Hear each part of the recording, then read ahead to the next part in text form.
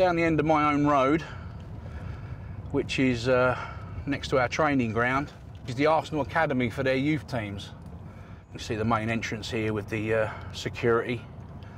And Harry was signed for Arsenal when he was about 8 years old.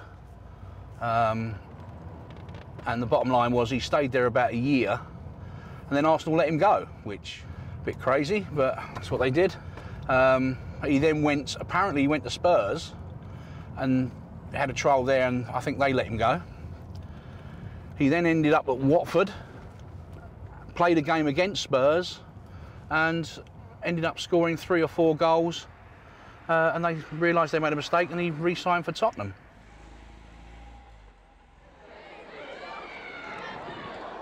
Well, I was his manager of the school football team for 5 years, from when he was 11 years old until when he was 16, so I saw all of the games that he played for the school in that time and saw him develop over those 5 years. I remember a particularly tough away game that we had with the school team, and a long journey back in the minibus. And we dropped children off at their homes on the way home, and we dropped Harry off, and we carried on our journey. And then I've got a very clear memory of driving the school minibus and seeing Harry change out of his school football kit, put his top on, put another top on, and go running through the streets, trying to get himself fitter, trying to actually lose a bit of weight at the time, trying to better himself and improve as a player. A really distinct memory I've got of him.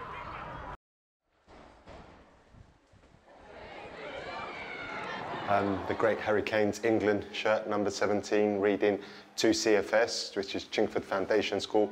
Best wishes, Harry Kane. We've got Dwight Gale, who plays for Newcastle. He was also here around the same time as Harry, actually.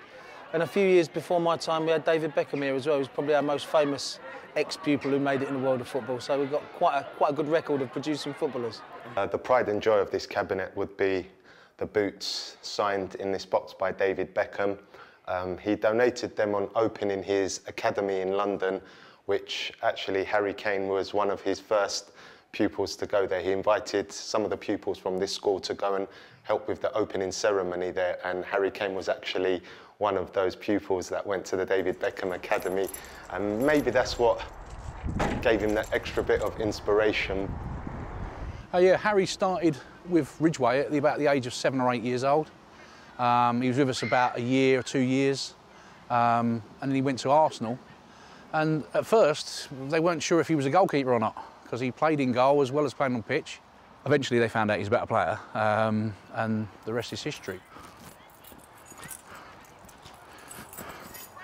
Very earthy and grassrootish, but that's what we're about. But come in. The money in the English game is ridiculous, but none of it comes to us, which is even more ridiculous. We are the engine room providing players. Most even the furniture we get donated by parents. He's the guy next door. He's the guy you want to go down the pub with and have a drink. He's the guy that you would probably introduce to your daughter.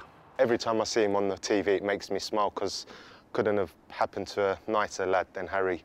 We're very proud of him at the school here. He's not just the way he plays football, actually. He was such a nice kid. He's such a positive character. He makes us all very proud.